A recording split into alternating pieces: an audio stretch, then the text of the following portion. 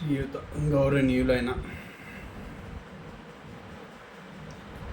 మనుషులందరికీ నా యొక్క విన్నపం. నేను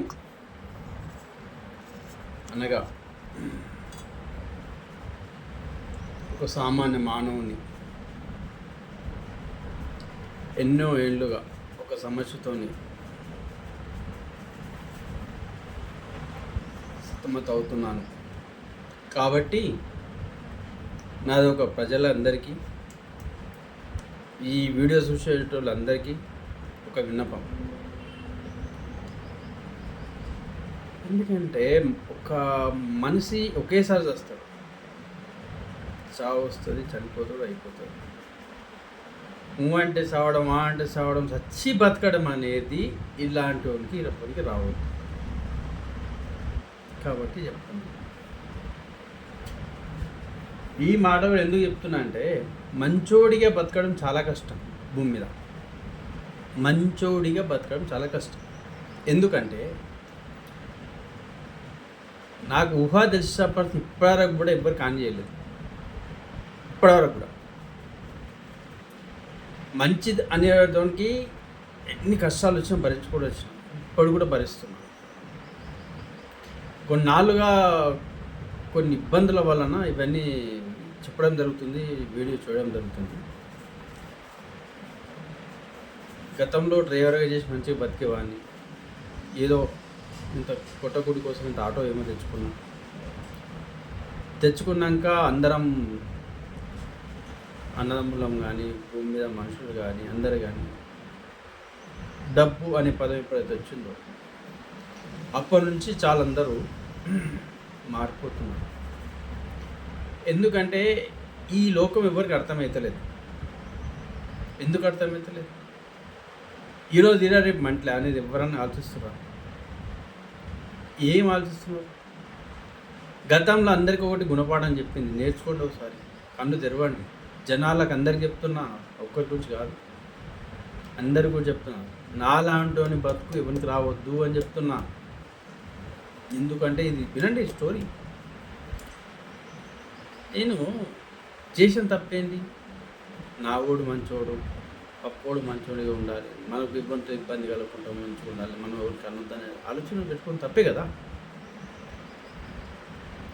కాబట్టి రెండు ముక్కలు చెప్తా వినండి. కరోనాలా మానవత్వం ఎక్కడ పోయిందండి? ఇంట్లో దగ్గుతే భయపడేవాళ్ళు, తల్లి కొడుకుకు భయం, కొడుకు అంటే తల్లికి భయం, తండ్రి అంటే తండ్రికి కొడుకుకు భయం, చుట్టాలు వస్తే భయం, చుట్టరికంబు లేదు, రాలేదు, పోలేరు. పక్కోడు దగ్గుతే చూసేవాళ్ళు ఇట్లా. మానవత్వం చూడండి. ఇవన్నీ ఎందుకు చెప్తున్నారంటే, మనసు చాలా బాధ ఉంది, చావాలే సంపాదన బాధలో ఉన్నా నేను. కాబట్టి వీడియో చేస్తున్నా. గత కరోనా సంధి చాలా బాధలు పడుతున్నా. 2021 కాడ నుంచి స్టార్ట్ అయింది. అది కొండాపురం ఊరు నాది. ఊర్లో నేను ఊహ తెలియనప్పుడే కొండప్పుడు ఊరికి వెళ్ళాను. మా అమ్మని తీసుకెళ్ళారంట. అక్కడ పాలు కూడా నాకు మా అమ్మ దగ్గర తాగకుండా నాకు బర్రె పాలు, ఆవు పాలు ఏదో తాపి పెంచారంట. నాకు అది కూడా తెలియదు. అప్పుడు ఊహ తెలియనప్పుడు పోయినందుకు అక్కడ జన్మధన్యమైంది. అక్కడే పుట్టిన, అక్కడ పెరిగినా కానీ అని నాకు ఊహ తెలుసు. కాబట్టి తెలిసినాక పెద్దగా ఎవరికైనా ఊహ తెలిసినాక కానీ అది తెలిసేది. తెలివి వచ్చినాకనే పలానా తెలుసు కదా, అప్పుడే తెలియదు కదా. సరే, మా అన్నదమ్ముళ్ళు గోపులారం, మా పెద్దనాన్న, మేము నాయన అంటాం, ఎల్లయ్య, సపాయి ఎల్లయ్య అంటారు, గోపులారం ఎల్లయ్య, పోషమ్మ మా పెద్దమ్మ, తర్వాత వచ్చేసి మా నాన్న. మా నాన్న పేరు గోపులారం రామయ్య అంటారు. గోపులారం రామయ్య అంటే మా అన్నదమ్ముల నాన్న అన్నదమ్ములలో ఇంకో ఆయన ఉంటాడు. ఆయన పెద్ద రామయ్య అంటారు, ఆయన చిన్న రామయ్య అంటారు.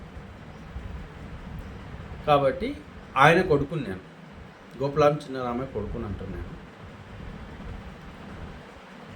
అప్పటి నుంచి నేను చిన్న మొలకప్పటి నుంచి ఇప్పుడు ఎప్పుడే కానీ మొలకున్నప్పుడు ఏదైనా చేస్తేనే దాని రూపం అనేది తెలుస్తుంది కాదు అని అంటారు. మొలకవై పెద్దగా పండ్లు వచ్చి తెంపి తింటున్నా అనేటప్పుడు ఈ పండు ఎక్కదిరా అని చెప్పేసి అడగడం పద్ధతి కాదు. ఈ మాట చెప్తున్నాను. సరే అయింది అయిపోయింది అనుకుందాం. నేను చిన్నరామయ్య కొడుకు, మా కాకాయ ఇంకో ఆయన సాయి కాకాయ అన్నట్టు, ఆయన పేరు గోపులం సాయిలు. అగో మా అమ్మ పేరు చెప్పడం మర్చిపోయినా, చిన్న రామయ్య, గోపులం సత్యమ్మ, తర్వాత వచ్చేసి సాయిలు, ఆయన పేరు సత్యమ్మ, శాంతమ్మ అని చెప్పేసి మా చిన్నమ్మ. అందరం మంచిగా ఉన్నాం, అంత ఒకటారు మంచిగా ఉన్నాం. తర్వాత గోపులం పుచ్చికాకాయ అని, గోపులం పుచ్చాయ నేను చిన్నప్పుడు చిన్న కాబట్టి కాకాయ అంటాం కాబట్టి, చిన్న అనుకోకుండా కాకాయ అంటాం కాబట్టి సరే అయిపోయింది.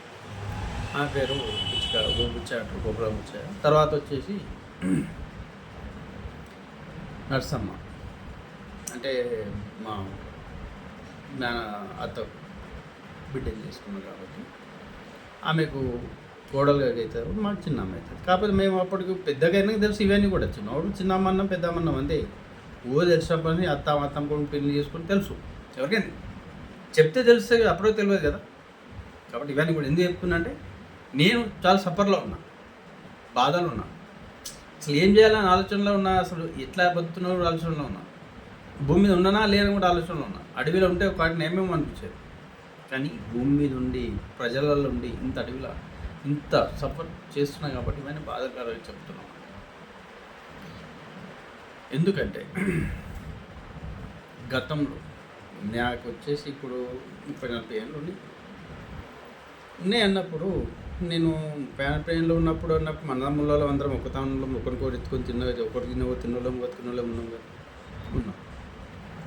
కరోనా తర్వాత వచ్చిన సంఘటన జరిగింది. నేను ఆటో తీసుకుంటుంటే ఆటోకి ఏమైపోయిందంటే ఫైనాన్స్ ఆపిరు, 3 నెలలు పైసలు కట్టలేదు కాబట్టి కట్టి వచ్చిన తెల్లారి కరోనా వచ్చింది. అదే రోజు కట్టినా తెల్లారి లాక్డౌన్ అన్నారు. ఆ 3 నెలలు డ్యూ అయినాయి. ఈడ సదాశివపేటలో మా అత్తగారి ఇంటి ముందు ఉంటాడు వసీమని చెప్పేసి